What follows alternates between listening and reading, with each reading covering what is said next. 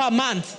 Taking into consideration that NGAF is just 3.5 billion, which has been reduced, we want to request that this money, at the beginning of every financial year, it is released as a lump sum.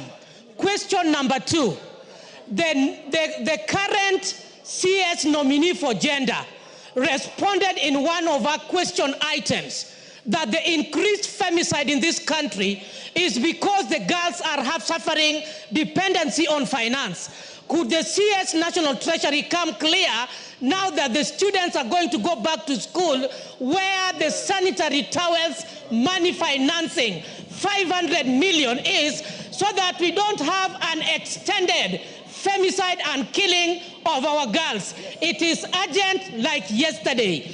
Number 3, Speaker. That is sufficient. Bensouda. Number 3, only 1 second.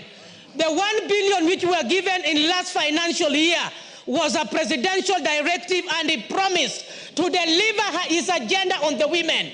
And we are expecting in the next financial cycle an additional of 1 billion. We would like our money not to be touched, not even a shilling. Thank you, Honorable Speaker. Women Rep Laikipia.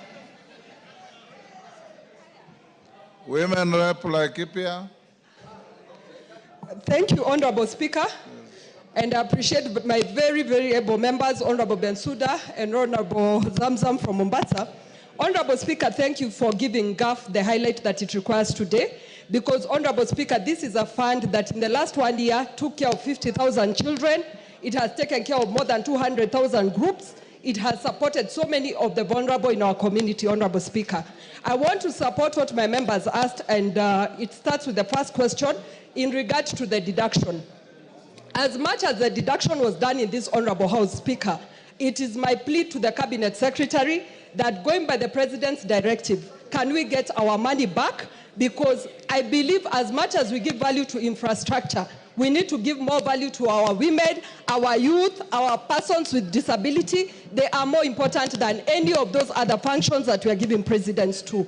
Secondly, Honorable Speaker, we also need the gender-based violence money released, which was 100 million that was given by the President as a directive.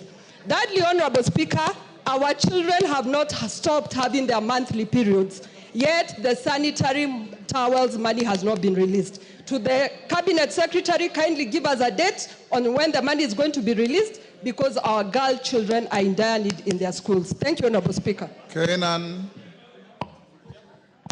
Mr. Speaker, today is a great day. The person presiding over this chamber is an astute and an all-round politician. The person in the name of the CS is an astute politician right now, wearing another hat as a member of the executive. The audience here are all politicians. But luckily, Mr. Speaker, there must be a time when we own up. First, I must admit, there is nowhere in the world where there is enough money. There is no government that has enough resources.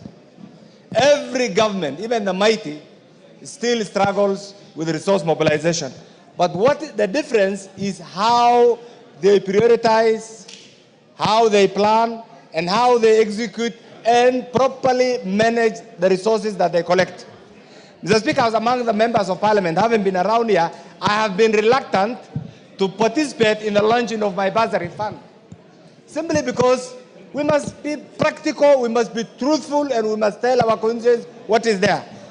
We appreciate you, Waziri, because the alternative will have been to print fake money. The alternative will have been to mint fake money that the economy cannot accommodate. And therefore, we're in a stage where we must live with what we have. But that being the case, you understand, like regions where we come from, where the level of poverty is so high, where many students who are going to school rely on CDF. We are going now to April, May, yet we are not in a position to clearly say this is the date when we are going to pay bursary. I want to beseech you to revise that program. You have released 7 billion today, and I pray that those mandarins in Treasury and CDF are not misleading you, because at times they mislead their political head. Can you release, because members, you know the timing, we have been around here. Go on. The check the letter is dated today, and I'm a realist. I hope that letter was not meant just to give you a public PR face before you appear here, because the person we are going to hold accountable is none other than the Honorable Mbadi. Meaning, therefore, from tomorrow, we must see this money in the CDF account. Now, my question is this, Mr. Honorable Speaker, and now that all of us here are politicians, can the minister revise that program in addition to the 7 billion you have released today, release another 7 billion today, so that at least we can plan for our bursaries as we wait for the other 7 billion before the end of the month? Thank you, Mr. Speaker. Honorable members, let's have the minister respond to those first. Thank you, Mr. Speaker. I want to try as much as possible to run over the questions very fast without losing the impact of it. Now, using the question from Honorable Wamboka, thank you, Honorable Wamboka.